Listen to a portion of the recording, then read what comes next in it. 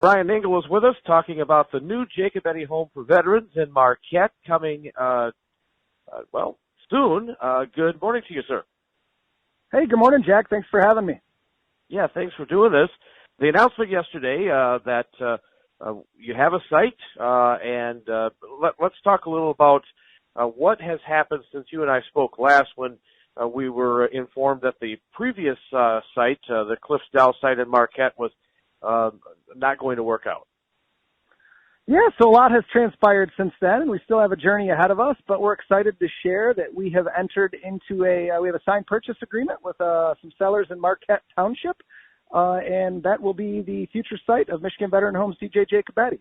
We still have some contingencies to meet, but we feel this is a big step forward in that journey to replace the existing home with a brand new, incredible facility for our veterans.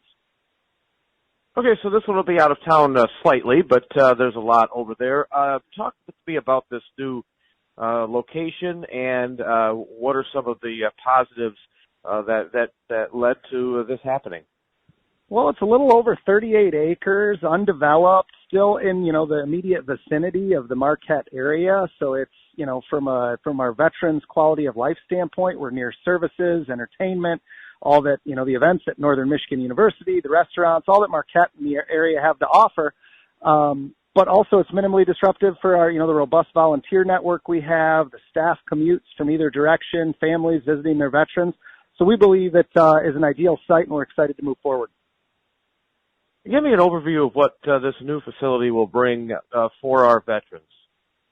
It will be very different than the existing building, which of course is an old hospital building, shared room environment, long halls, and has fallen out of step with what we expect of long-term care. So this new facility will be private bed, private bath, 108 beds, really state-of-the-art. There'll be a large community center for gathering and social events, but veterans will have their own, households essentially with shared living rooms and, again, private bed, private bath. So they have the respect and dignity, certainly, that they deserve.